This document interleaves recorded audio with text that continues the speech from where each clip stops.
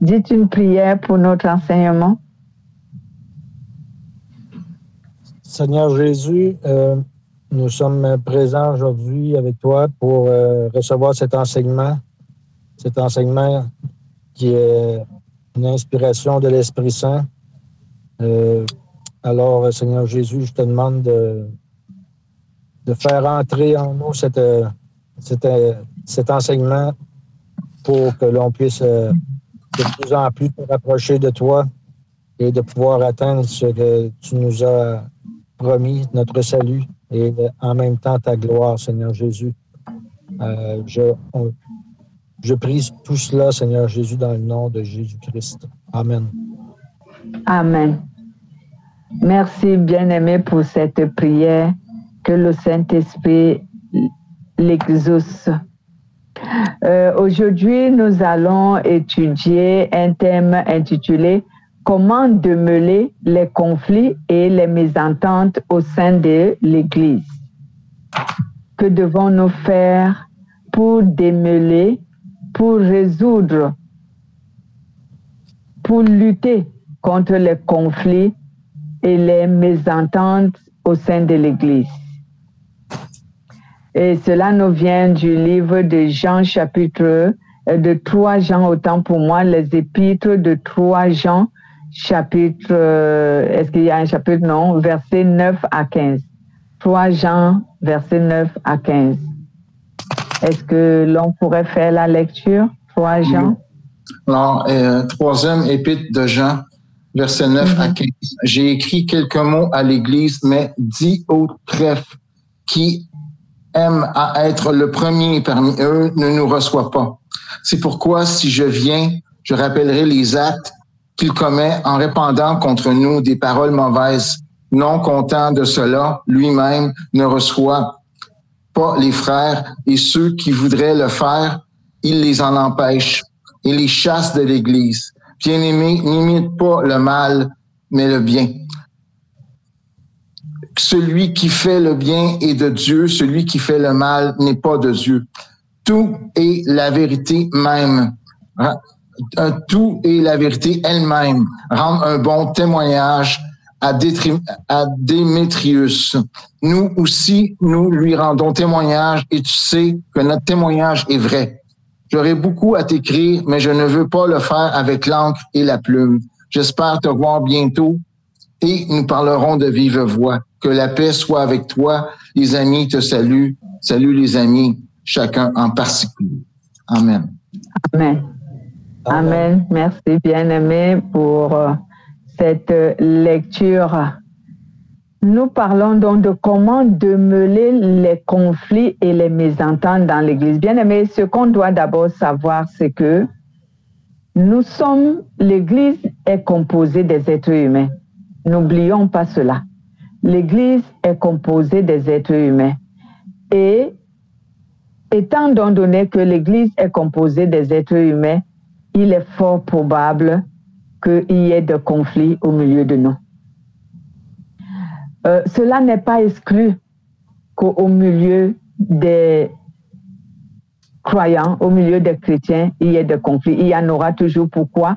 Parce que notre nature charnelle, j'aimerais dire, notre côté humain essaye souvent de s'introduire même dans notre communauté chrétienne et cela manifeste en nous puisque nous avons évolué dans des milieux différents, dans les familles différentes, on a eu l'éducation différente. C'est pour cela que quand on se retrouve comme membre formant une église, nos éducations, notre caractère essaie souvent d'influencer l'église en général. Et c'est pour cela que le Saint-Esprit nous appelle souvent un peu plus à la tolérance. Le Saint-Esprit nous appelle un peu plus à la patience. Parce que lorsque nous venons nous regrouper, c'est pour avoir une seule éducation. Puisque moi, j'ai été éduquée de mes parents, vous avez été éduqué de vos parents, telle personne a été éduquée de ses parents et même du milieu où il a vécu. On vient maintenant, on se retrouve dans un endroit, chacun de nous a son éducation, donc ça fait souvent une explosion. Alors, Dieu nous rassemble pourquoi? Il nous rassemble pour nous donner une éducation qui soit unique. Et cette éducation vient de sa parole. Donc, ne soyons donc pas étonnés ou ne nous incriminons pas les uns les autres lorsque, au milieu de nous, il y a des conflits. Ce que nous devons chercher, c'est les démêler, les résoudre. C'est tout. Donc, on ne doit jamais oublier cela parce qu'il y a beaucoup de mauvaises langues qui, lorsque dans l'Église, il y a des conflits, oh là là, on insulte notre foi, on insulte notre croyance, on insulte notre identité, on insulte notre personnalité. On oublie qu'en dehors de ce que nous sommes devenus chrétiens, nous sommes d'abord humains. Et que les humains, par la nature d'Adam et Ève, notre nature ne plaît plus à Dieu. Donc, on ne doit jamais l'oublier. Ceci doit nous amener à être tolérants. Mais le Saint-Esprit qui vit au milieu de nous, lui, il nous donne maintenant une éducation unique, donc une éducation collective, afin que nous ayons tous les mêmes opinions, les mêmes pensées, presque la même attitude, puisque nous apprenons et le Saint-Esprit nous enseigne maintenant la même chose à nous tous. Le Saint-Esprit, à ce moment, joue le rôle d'un parent qui enseigne ses enfants une éducation unique, une éducation formelle que tous doivent avoir. C'est pour cela qu'on parle de la sanctification. Parce que la sanctification est l'éducation que le Saint-Esprit nous donne. Voilà. Donc, au milieu de nous, le Saint-Esprit nous enseigne alors à avoir une seule éducation, nous tous, et avoir un seul esprit et un même cœur. Parce que lorsque nous avons tous reçu la parole de Dieu qui vient nous transformer, elle nous donne à nous tous la même éducation. Donc, elle fait en sorte qu'il y ait de moins en moins de conflits et de mésententes au milieu de nous. Parce que chacun de nous se réfère maintenant à ce que le Saint-Esprit a enseigné.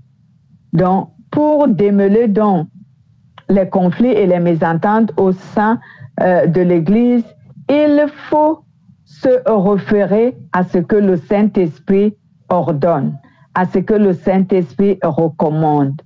On ne peut démêler les conflits, les mésententes dans une église si on ne se réfère pas à ce que le Saint-Esprit recommande. Si on se réfère à l'intelligence de l'un, à la sagesse de l'autre, à, comment dirais-je, à la connaissance de l'un, à l'expérience de l'autre, on va s'égarer. Et je ne suis même pas certain qu'on puisse démêler un conflit avec toutes ces choses. Donc, nous, en tant qu'enfants de Dieu, lorsqu'on veut démêler les conflits, les mésententes au milieu de nous, il faut qu'on se focalise sur ce que le Saint-Esprit nous recommande. Et qu'est-ce que le Saint-Esprit nous recommande? Cela se trouve dans la parole de Dieu, tout ce que le Saint-Esprit nous recommande pour démêler les conflits au milieu de nous, pour résoudre les problèmes au milieu de nous. C'est la parole de Dieu que le Saint-Esprit nous donne et qui nous permet de résoudre cette situation. C'est pourquoi, quand nous devons vraiment résoudre ce genre de problème, il faut d'abord que nous consultons la parole de Dieu. Que dit la parole de Dieu à tel sujet? Que dit la parole de Dieu? Parce que tous les sujets qui nous opposent en tant qu'êtres humains, les solutions se trouvent dans la parole de Dieu. Que dit la parole de Dieu pour résoudre tel conflit, pour démêler tel conflit? pour faire cesser tel problème dans l'Église. On doit donc se référer à la parole. Donc, c'est ce qui voudrait dire que on doit faire souvent des assises. Et comme ces assises sont souvent composées des anciens, on ne parle pas de toute l'Église ou de tous les membres, non. Il y a certains membres qui sont choisis comme étant des anciens de l'Église. On va auprès de ces personnes parce qu'on sait que, premièrement, par la grâce que Dieu leur fait, ils sont dotés d'une sagesse, ils sont dotés de la connaissance de la parole de Dieu et ils sont animés par le Saint-Esprit. Alors, ils peuvent nous orienter de manière à résoudre les problèmes qui s'opposent entre nous. C'est pour cela que Jésus a dit dans Matthieu chapitre 18, à partir du verset 15 jusqu'au verset 22, où il a dit, quand tu as un problème avec ton frère, va d'abord voir ton frère et tu lui proposes une trêve de votre problème, donc tu lui proposes une réconciliation. Si ton frère t'écoute, tu as gagné l'ennemi, tu as gagné Satan, tu l'as vaincu. Si ton frère ne t'écoute pas, la Bible déclare que appelle deux personnes. Les deux personnes ne doivent pas être les non-croyants. On va en parler tout à l'heure. Ils doivent être toujours les croyants dans votre église. Ou alors un croyant que vous avez constaté qu'il est animé du Saint-Esprit. Un chrétien dont vous voyez, par exemple, prenons l'exemple, vous êtes là où vous êtes, et moi, par exemple, nous qui formons l'église, nous ne sommes pas à côté, mais il y a à côté de toi un autre chrétien qui n'est pas de notre communauté. Mais si vous vous rendez compte que, en l'observant, c'est un chrétien qui est rempli de l'Esprit Saint, même chez lui, vous pouvez aller, parce que c'est un chrétien. Et lui dit, voici, on a un problème qui nous oppose en tant que chrétien, enfant de Dieu, rempli du Saint-Esprit. Comment pensez-vous que Dieu aimerait qu'on résolve ce problème? Voilà. Donc, mais ce n'est pas un païen. Il ne faut pas aller auprès d'un païen. On va en parler tout à l'heure, comme je venais de le dire. Donc, tu appelles une ou deux personnes pour résoudre le problème. Si le frère ne t'écoute pas, alors tu l'entraînes à l'église. Tu l'entraînes à l'église auprès des anciens pour que les anciens prennent soin du problème et qu'ils en parlent. Voilà. Donc, il y a différents problèmes dans l'église tels que, par exemple, deux chrétiens qui ne s'entendent pas ou alors un groupe de chrétiens qui ne s'entendent pas avec les autres. L'église formait des petits clans, des petits groupes. J'ai souvent vu ça dans l'église, dans certaines églises. Donc, il faut faire très attention de laisser ce genre de choses s'implanter dans l'église. Les gens qui font les petits clans, les petits groupes, il ne faut pas laisser cela demeurer dans l'église. Et quelquefois, il y a souvent quelquefois que l'église se divise en deux ou tel soutient l'autre, ainsi de suite. Ce sont des choses que nous devons éviter et ça, nous devons souvent en parler. Et ce n'est pas, comme je venais de dire, ce n'est pas toute l'église qui doit s'asseoir pour en parler, sauf si cela nécessite toute l'église. Mais si cela ne nécessite pas toute l'église, on prend les anciens qui sont remplis du Saint-Esprit. Parce que ce n'est même pas n'importe quel ancien, hein. Il faut un ancien ou une ancienne de l'église ou un diacre de l'église ou une diaconesse de l'église qui est rempli du Saint-Esprit. Il ne faut pas prendre n'importe qui. Parce que si vous prenez n'importe qui, le diable va s'en servir pour envenimer la situation dans l'église. Donc, il faut vraiment, c'est pour cela qu'on dit qu'il faut prier pour démêler le problème. Il faut beaucoup prier lorsqu'il y a un conflit au sein de l'église. Il faut que l'église prie beaucoup. L'église doit choisir des personnes. C'est pour ça qu'on introduit ou qu'on établit, excusez-moi, dans l'église le groupe d'intercession. Le groupe d'intercession est un groupe neutre qui ne soutient personne lorsqu'il y a un conflit dans l'église. S'il y a un membre de l'église ou encore un membre du groupe de l'intercession qui fait partie d'un groupe, lors de l'intercession, on l'exclut. Parce que sinon, il va prier contre l'autre partie. Parce que son cœur ne serait pas juste. Donc, le groupe d'intercession sont souvent composés des personnes qui sont neutres, qui ne soutiennent personne, qui prient pour le bien de toute la communauté sans exception. Pour la situation, pour qu'elle aille dans le bon sens. Oui, c'est pour cela que pour établir un groupe d'intercession, bien aimé, on ne prend pas n'importe qui dans un groupe d'intercession. Aujourd'hui, je vois n'importe qui, excusez-moi du terme ou de la phrase que j'utilise. Aujourd'hui, on trouve toutes sortes de personnes introduites dans un groupe d'intercession. Et ça fait souvent en sorte que c'est pourquoi certaines intercessions dans des églises ne fonctionnent pas. Ils prient pour une situation, ça ne fonctionne pas. Parce que dans le groupe d'intercession, il y a des personnes dont les cœurs ne plaisent pas à Dieu, dont le Saint-Esprit n'utilise pas. Il y a des départements de l'Église, certains départements de l'Église qui sont très sensibles. Il ne faut pas que dans ces départements, une personne qui n'est pas remplie du Saint-Esprit fasse partie de ces départements. Et ce premier département, c'est le groupe d'intercession.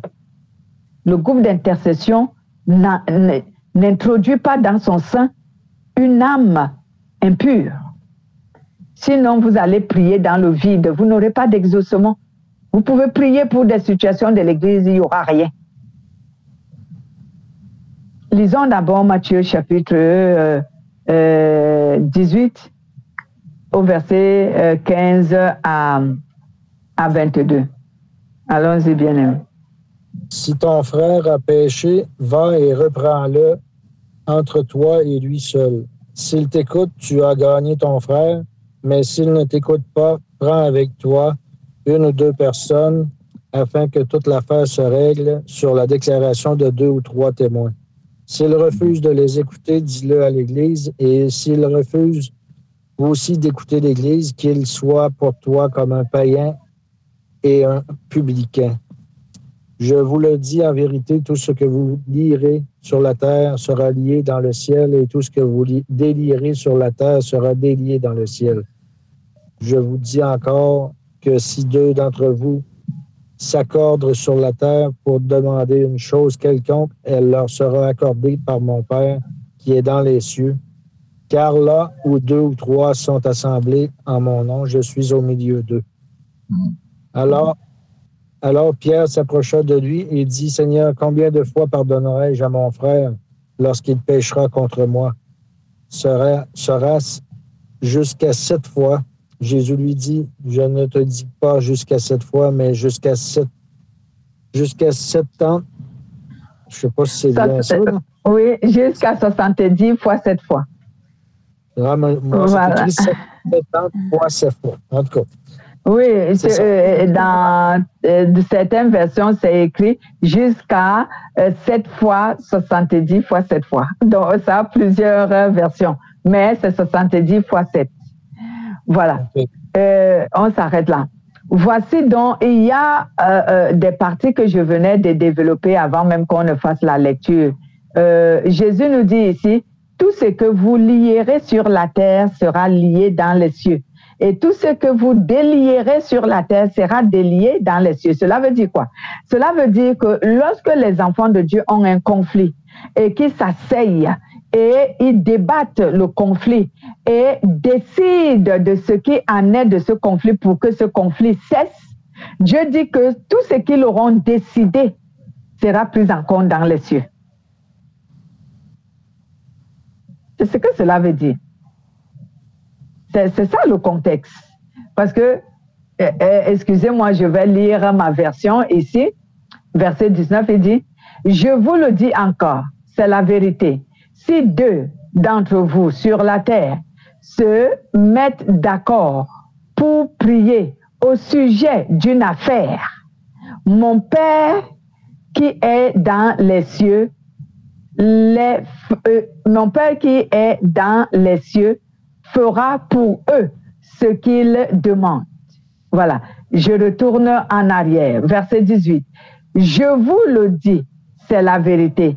Tout ce que vous refuserez sur la terre, on le refusera au ciel. Tout ce que vous accueillerez sur la terre sera accueilli dans le ciel.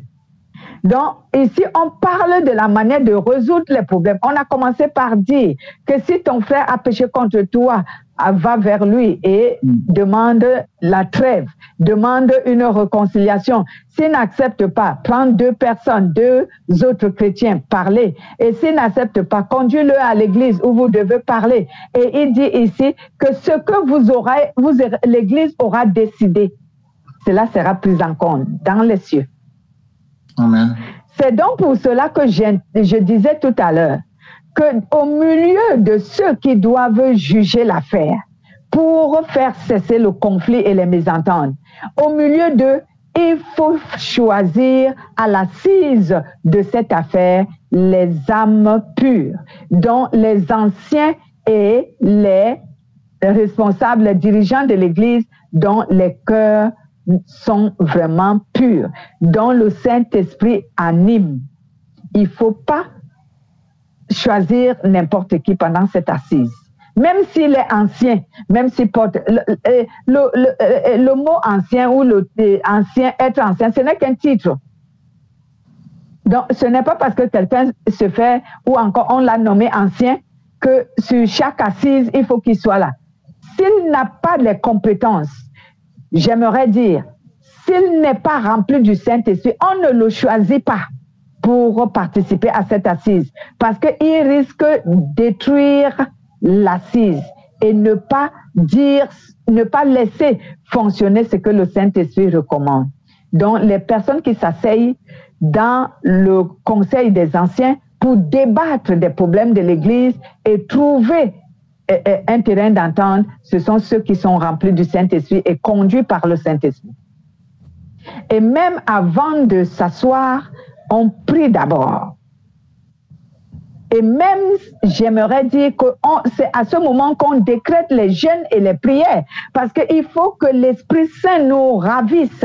Il faut que l'Esprit Saint nous remplisse. Afin que lorsqu'on commencera à débattre du problème, qu'on ne cherche pas à satisfaire qui que ce soit, mais qu'on cherche à résoudre le problème selon la volonté de Dieu. Parce que c'est ce qui fait en sorte que les églises sont divisées et les églises se séparent.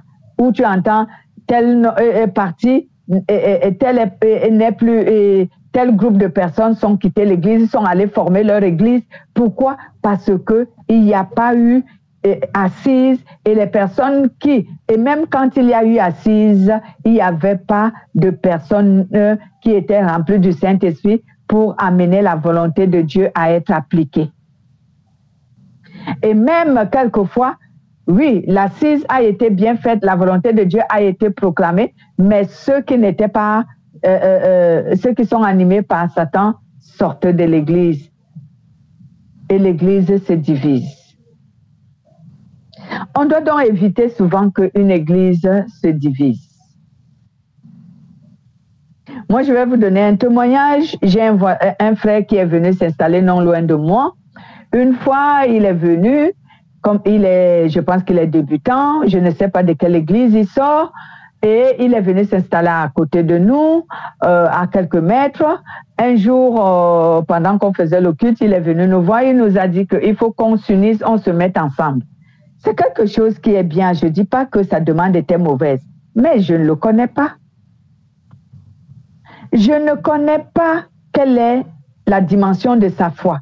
Je ne connais pas quelle est sa relation avec Dieu. Et je ne connais pas d'où il vient. Pourquoi il n'est plus là où il est? Là où il était autant pour moi. Donc, pour éviter qu'on commence ensemble et qu'on se sépare demain, je lui ai dit non, je t'observe d'abord. Parce que moi, j'ai horreur que les gens ont commencé ensemble et ils se divisent. Pourquoi? Vous êtes ensemble et vous vous divisez. Pourquoi? Parce que vous avez laissé Satan vous diriger. Et souvent, pourquoi Satan entre au milieu de nous pour nous diriger? C'est parce que, comme j'ai enseigné quelques fois ici, j'ai enseigné dernièrement, c'est parce qu'à ce moment, nous sommes animés par deux esprits différents. Ce n'est plus le même esprit qui nous anime. Alors, on ne peut plus collaborer. Il faut qu'on se divise. Et Satan est content lorsqu'il voit l'Église divisée. Même quelquefois, il y a les membres sont encore là, mais ils ne communient plus ensemble. Cela veut dire qu'ils ne sont plus unis par le même esprit. Même s'ils communient ensemble, ils sont déjà divisés. Il n'y a plus l'union entre eux. Mais ils sont encore dans le même bâtisse. Ils communient encore ensemble, mais ils sont divisés.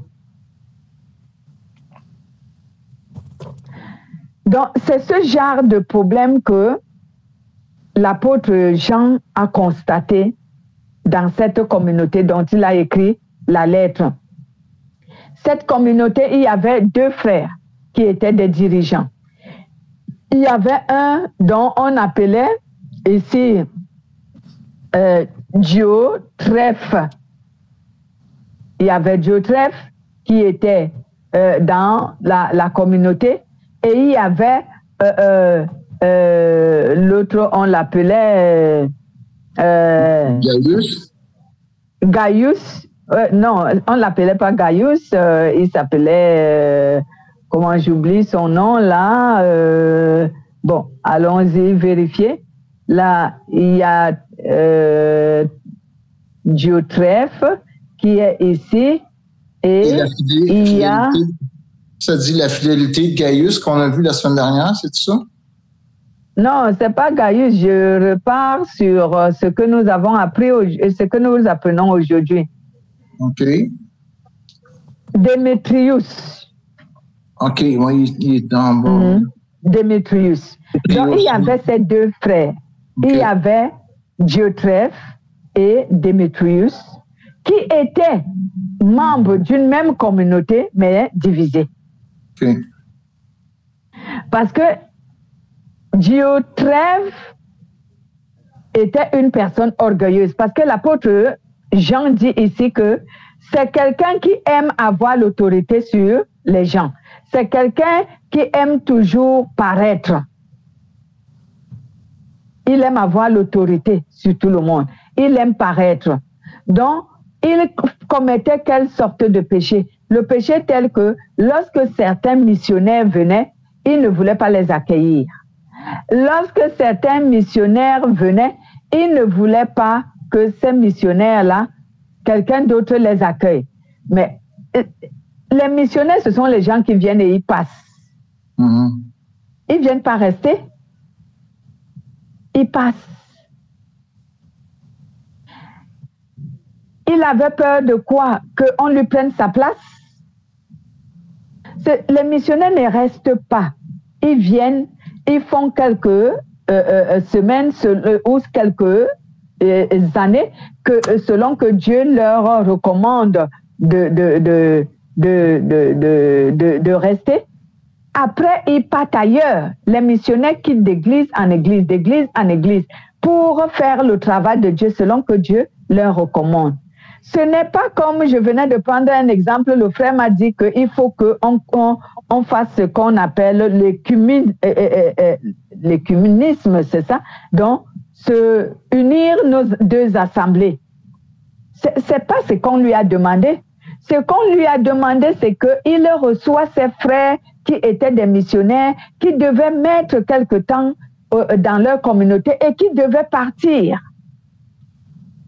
Mais il ne voulait pas les recevoir et il ne voulait non plus que quelqu'un d'autre les reçoive. Toutes les personnes qui ont voulu les recevoir, il leur a chassé de l'église. Pourquoi? Parce qu'il l'aimait dominer. Mais Démétrius, lui, il était quelqu'un qui marchait dans la volonté de Dieu. Il a eu le témoignage que lui, il marchait dans la volonté de Dieu. Alors, c'est pour cela que l'apôtre Jean a dit, ce problème, je ne peux pas parler de ça par écrit. je vais venir chez vous et on va faire l'assise, comme je venais de l'enseigner tout à l'heure, que pour résoudre les conflits au sein de l'Église, il faut des assises. Et ces assises, on doit d'abord prier, le groupe d'intercession et les dirigeants doivent s'unir pour prier afin de mettre ce problème à table pour le débattre et trouver des solutions selon la volonté de Dieu. Si nous agissons selon la volonté de Dieu, Matthieu nous a dit que Dieu va approuver ce que nous avons pris comme décision. OK. Voilà. Donc, voici donc deux frères qui se trouvent dans une même communauté et qui sont opposés. Et l'apôtre Jean a trouvé la solution en envoyant cette lettre, en leur disant que j'arrive, je viendrai et on va s'asseoir pour parler de ce problème. Il ne pouvait pas résoudre ce problème par une simple lettre. Il fallait qu'il y ait des assises, parce qu'il fallait qu'il écoute chaque personne. Il fallait qu'il écoute pourquoi le frère ne voulait pas recevoir les missionnaires. Pourquoi même il ne voulait pas que certaines personnes qui voulaient les donner de l'hospitalité ne puissent pas le faire. Il fallait qu'il se rende compte de tout. Parce que les gens qui nous envoient souvent des nouvelles, quelquefois, ils ne nous disent pas exactement ce qui s'est passé. Mais quand on est sur place, on pose des questions pour mieux comprendre. On arrive par démêler la situation parce qu'on connaît maintenant la vérité et tout ce qui s'est passé dans la vérité. Il est bien vrai, certaines difficultés ou certains conflits dans l'Église, on peut les résoudre par une simple lettre en donnant des consignes. Et lorsqu'une église est conduite par le Saint-Esprit, si on t'envoie même une lettre de conseil, d'exhortation de ce que tu dois faire, même si cette exhortation parle contre ce que tu souhaites, contre ta volonté, si tu es un enfant de Dieu rempli du Saint-Esprit, qu'est-ce que tu vas faire? Tu vas te soumettre. Pas parce que tu te sens fautif, mais parce que tu sais que la vérité va finir par triompher. Et plus tard, si on t'a accusé à tort, plus tard, on se rendra compte que c'est toi qui avais plutôt raison. Je me souviens de l'une des paroles où Jésus nous a dit, lorsqu'on vous accusera, lorsqu'on vous traînera dans les tribunaux, ne vous inquiétez pas de ce que vous allez dire. À l'instant même, quand vous serez face au juge du monde, au tribunal, le Saint-Esprit va vous communiquer ce que vous devez dire. Et d'autre part, le Saint-Esprit enseigne, il dit, il n'y a rien de caché qui ne soit révélé.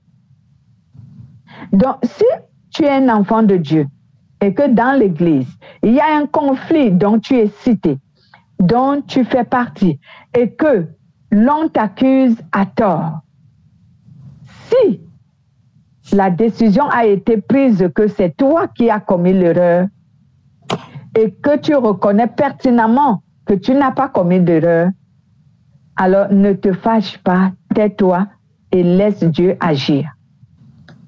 Ce qui est caché finira par être révélé. Soumets-toi, humilie-toi. Humilie-toi. Ce qui nous dérange souvent, c'est que quelquefois, on veut se défendre nous-mêmes pour nous faire entendre, pour faire comprendre aux gens que nous avons raison. Là, je parle dans le cas où la personne a raison, bien sûr. Parce que nous voulons nous faire entendre. Alors, quand nous voulons nous faire entendre de cette manière, alors que Satan est en train d'œuvrer, on va envenimer la situation. Autant mieux se taire. Maintenant, je prends le cas de ceux qui se reconnaissent avoir tort, mais qui font tout pour tromper le peuple de Dieu. Bien-aimés, à ceux-là, lorsqu'une décision est prise contre eux, Dieu lui-même va prendre part, puisqu'il nous a dit ce que nous délierons sur la terre sera délié dans les cieux. Donc, si on t'indexe du doigt, on te dit, frère, toi tu as tort. Nous avons tout entendu et les deux parties et les témoins Et la parole de Dieu nous dit que conformément à ce que tu es accusé ici, tu as tort. Si tu te mets à te défendre pour faire croire que tu n'as pas tort, le Saint-Esprit peut te faire du mal. Parce qu'à ce moment, c'est comme si tu te posais contre Dieu. Le Saint-Esprit peut te faire du mal. C'est ce qui est arrivé à Ananias et Saphira. Il est bien vrai que Ananias et Saphira, ce n'était pas un conflit dans l'Église, mais ce qu'ils avaient fait, ils s'étaient ligués contre eux, le Saint-Esprit. Donc, ils ont menti à Dieu. Donc, lorsque tu es fautif et que tu sais pertinemment que ce que tu fais n'est pas de Dieu, mais tu insistes pour avoir raison, je crains que le Saint-Esprit puisse vraiment se manifester contre toi. Parce qu'à ce moment, tu veux implanter la place à Satan dans l'Église. Tu veux donner un accès à Satan dans l'Église pour venir détruire l'Église de Jésus. Parce que c'est ce que Satan a fait. Lorsqu'il a commencé par battre campagne dans le royaume des cieux, il a corrompu les 1/3 des anges. Une personne qui est animée par une fausseté, par les péchés, et qui l'on met dans un conseil pour essayer de résoudre les conflits qu'il a créés dans l'Église, lorsqu'il insiste, il va entraîner avec lui à la chute les fidèles de l'Église. Certains vont le suivre dans sa fausseté, dans son dérèglement. Et ça, c'est lutter contre Dieu. C'est lutter. C'est une lutte contre Dieu. Et j'ai peur que lorsque un chrétien agit comme ça, Dieu, le Saint-Esprit peut vraiment manifester contre lui. C'est pour cela qu'on nous dit de faire très attention et de ne pas susciter la colère du Saint-Esprit. Parce que sa colère n'est pas comme celle de Jésus-Christ. Il est bien vrai, c'est la même personne. Mais lorsqu'on parle du statut ou encore de la forme de Dieu en tant que fils, lui, à ce moment, il est plus clément, j'aimerais dire. Il est plus clément que lorsqu'il a la forme du Père. C'est pour cela que Jésus avait dit, si tu pèches contre le Fils de l'homme, cela te sera pardonné. Mais si tu pèches contre le Saint-Esprit, tu n'auras pas de pardon. Donc, voici que, bien-aimé, cet homme, lorsque l'apôtre Jean lui dit, je viendrai et on va parler. L'apôtre Jean voulait qu'il prenne conscience de sa situation. C'est même pour cela qu'il a écrit cette histoire dans la Bible, la lettre. Il voulait qu'il prenne conscience de ce qu'il est en train de faire et que même avant que l'apôtre n'arrive, qu'il arrête de faire cela. J'espère qu'il avait pris conscience. L'apôtre ne l'a pas traité en ennemi. Parce qu'à la fin de la lettre, lors des salutations, il s'est même adressé à lui.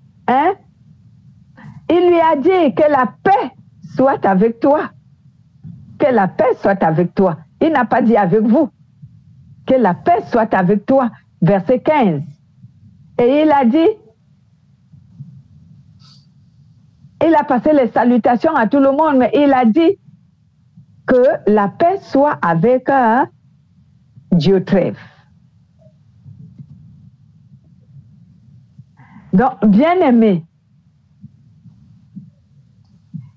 il nous faut savoir que les problèmes de l'Église ne se règlent pas en dehors de l'Église.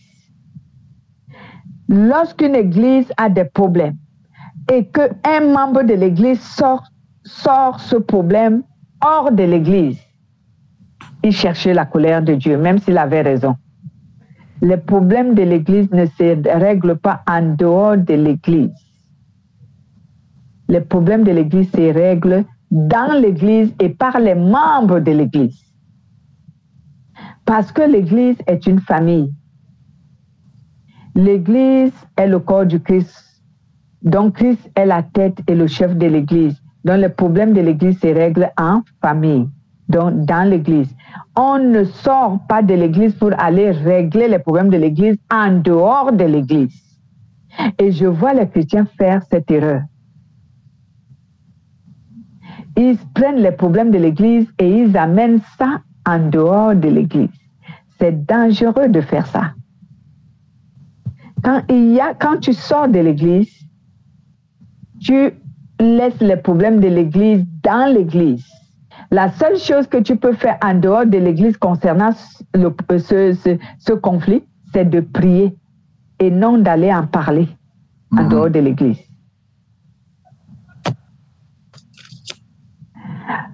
L'apôtre Paul avait également parlé de ça à Corinthe, comme l'église de Corinthe, c'était une église qui a vraiment eu beaucoup de problèmes.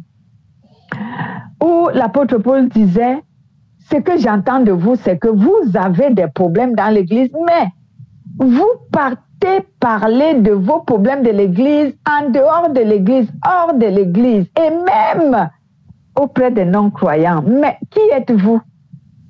Les problèmes de Dieu vont se résoudre par les incirconcis.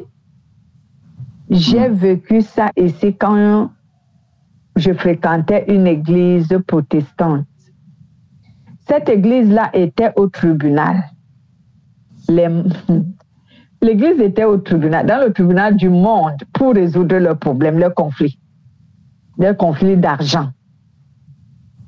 Dans le monde, dans le tribunal païen, pour résoudre leur histoire d'argent. Une église.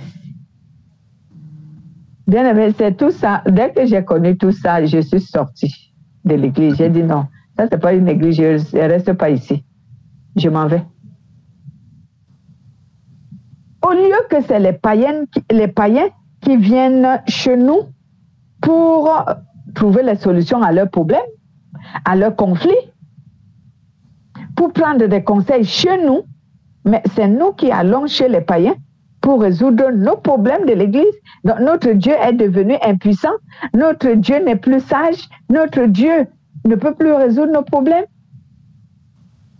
Tout cela pourquoi? C'est parce que les cœurs sont endurcis. Les cœurs sont endurcis et influencés par l'esprit du mal. Vous lirez cela après. Cela se trouve dans 1 Corinthiens chapitre 6 au verset 1 à 11. Vous trouverez ce que je dis, que l'apôtre Paul a reprimandé l'église de Corinthe. Elle dit, ce que j'apprends seulement que vous allez dans le monde pour résoudre les problèmes qui sont de l'église. Donc, lorsque l'église est confrontée au conflit, aux mésententes, peu importe les problèmes qui se vivent dans l'église, les problèmes de l'église se résolvent dans l'église. Ils ne sortent pas de l'église. Et on n'introduit pas comme juge ou comme quelqu'un pour résoudre les problèmes de l'église un incirconcis, un non-croyant. Non. Un non-croyant ne doit pas s'occuper de nos problèmes. Il ne doit pas. Non. Nos problèmes, nous sommes à même et capables de les résoudre puisque nous avons un juge au milieu de nous. Et ce juge, c'est la parole de Dieu. Amen. C'est la parole de Dieu qui te montre que, la parole de Dieu te montre que toi, tu as tort. La parole de Dieu me montre que j'ai tort. La parole de Dieu me montre que j'ai raison. La parole de Dieu est mon juge.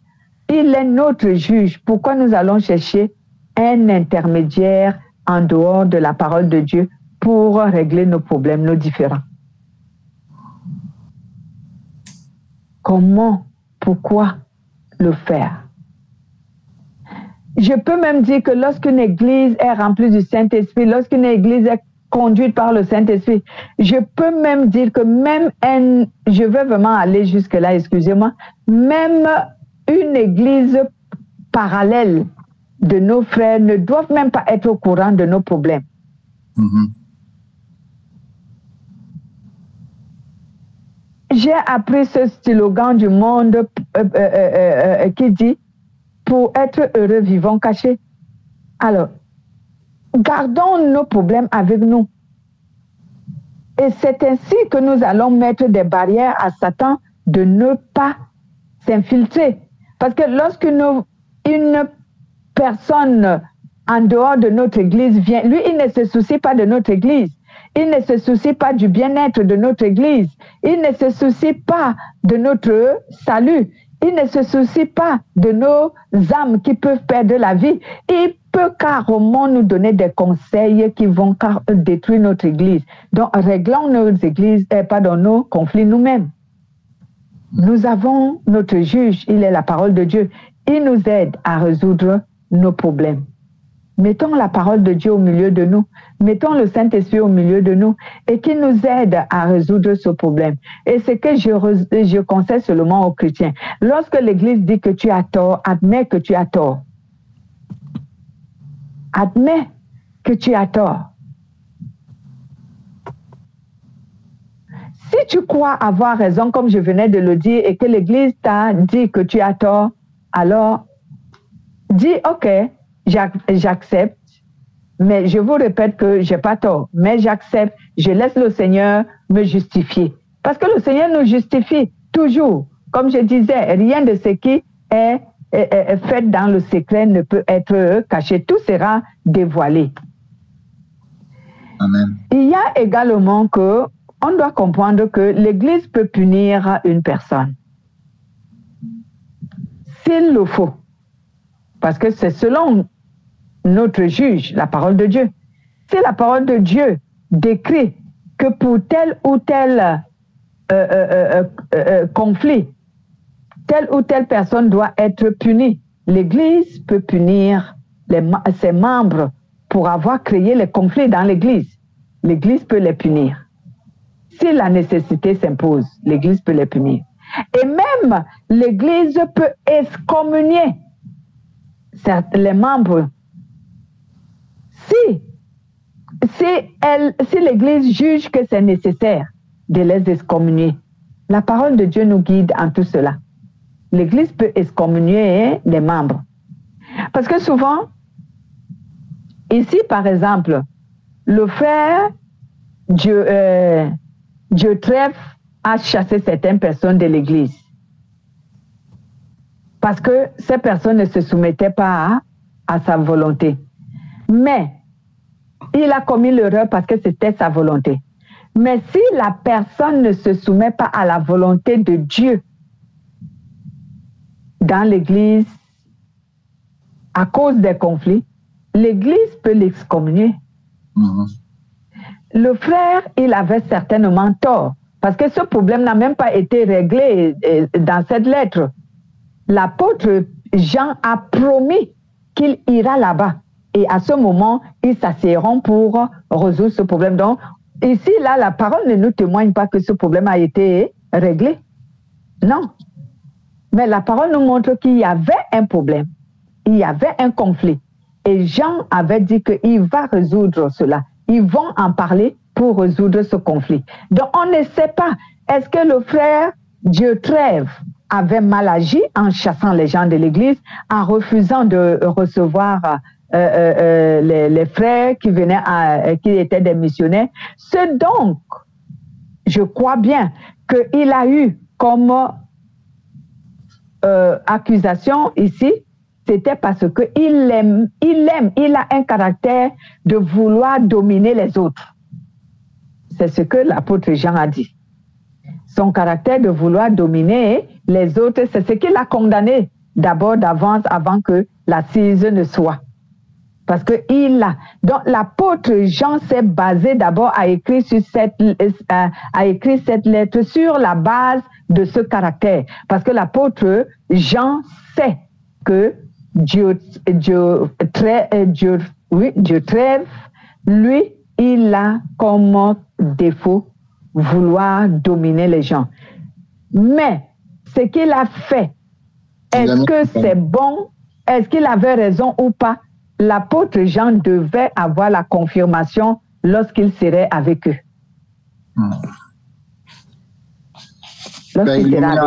Il l'a mis en garde au moins, en tout cas. Il l'a mis en garde. Donc, on doit comprendre ici parce que les gens disent souvent, oh, on ne chasse pas les gens de l'église, on ne chasse pas les gens de l'église. Oh non, pourquoi on va chasser les gens de l'église? On chasse les gens de l'église. La parole de Dieu le dit. Lorsque une personne trouble l'église, l'église va l'excommunier. L'excommunier veut dire quoi? L'excommunier veut dire que l'église va lui retirer toutes les responsabilités qu'il avait, s'il avait les responsabilités. L'église va lui retirer toutes les responsabilités. Il ne va plus exercer aucune responsabilité dans l'église. Il viendra dans le culte comme un simple visiteur. Il va s'asseoir et suivre le culte comme tout le monde, mais il ne va pas exercer. C'est ça l'excommunication. Il ne va pas exercer. Et pendant cette période, l'Église l'observe. S'il a pris conscience, s'il regrette sa faute, l'Église, on appelle ça mettre quelqu'un sous discipline. Donc, quand on te donne ce genre de punition, l'Église observe si tu as pris conscience que tu as mal agi et que tu regrettes. Parce que ceux qui sont animés du Saint-Esprit, lorsque il voit ça, il va regretter sa faute. Il va aller auprès de l'Église pour demander pardon à l'Église. Et souvent, quelquefois, ceux qui sont vraiment remplis du Saint-Esprit, qui veulent se dépouiller, qui veulent en sorte que Satan ait honte de ce qu'il a voulu diviser l'Église, alors à ce moment-là, qu'est-ce qui se passe? La personne prend même le micro pour faire un témoignage que moi, j'ai été une occasion de chute pour l'Église. J'aime causer du tort à tel ou à tel frère ou de telle ou de telle sœur. J'ai causé du tort et j'étais aveuglée par ma raison où je n'ai pas voulu comprendre. Je suis allée trop loin jusqu'à ce que j'ai créé les conflits et les mésententes dans l'Église. Et maintenant, je reconnais que j'ai eu tort. Je demande pardon à toute l'Église ici présente. Il fait comme un témoignage à l'Église. Ce n'est même pas qu'il part voir le pasteur ou les anciens personnellement. Il prend le micro et il parle à l'Église. Et à ce moment, Satan a honte parce que la personne s'est dépouillée. Se dépouiller, c'est comme si tu trahissais Satan. Et Satan n'aime pas ça.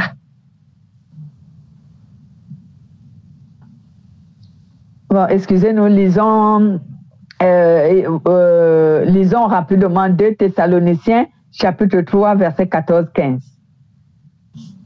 2 Thessaloniciens, chapitre 14-15.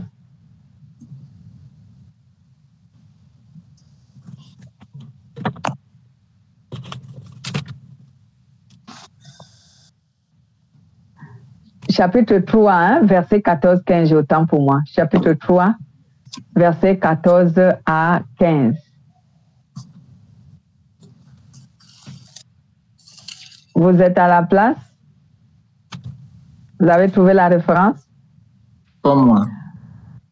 Bon, je vais lire. Le frère Pierre a trouvé? Oui, attends un peu. Je suis rendu à 2 Thessaloniciens. 2 Thessaloniciens 3, 14, 15. J'ai pas 3. Attends un peu. Il y a le 3e chapitre. Bon, je vais lire pour profiter du temps. Allez-y alors. Allez-y. Et si quelqu'un n'obéit pas à ce que nous disons par cette lettre, notez-le.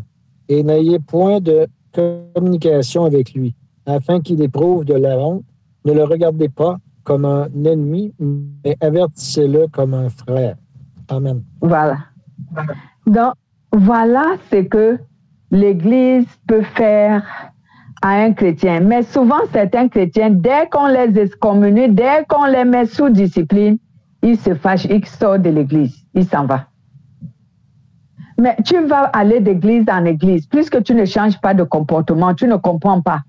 Même là où tu vas, là-bas aussi, on va te reprocher de ton vilain caractère que tu ne veux pas abandonner, qui crée les conflits, les mésententes dans l'église. Finalement, tu vas faire d'église en église. Parce que là-bas, on t'a mis sous discipline, tu n'as pas écouté, tu n'as pas regretté, tu sors, tu pars ailleurs, tu n'as pas regretté, tu sors, tu pars ailleurs, tu vas finir toutes les églises. Et le Saint-Esprit va finir par te faire du mal. Parce que toi, tu luttes contre lui et tu divises son église. Tu opposes son église et tu crées les conflits dans l'église. C'est dangereux de créer les conflits dans l'église. La Bible le dit dans le livre de Matthieu, que les scandales, malheur à la personne par qui les scandales sont produits. Et lorsqu'on crée les conflits, les mésententes dans l'église, c'est dangereux. Si cela vient d'un chrétien, autant mieux regretter avant que le Saint-Esprit ne se fâche contre toi. Voilà, c'est par là que nous allons nous arrêter.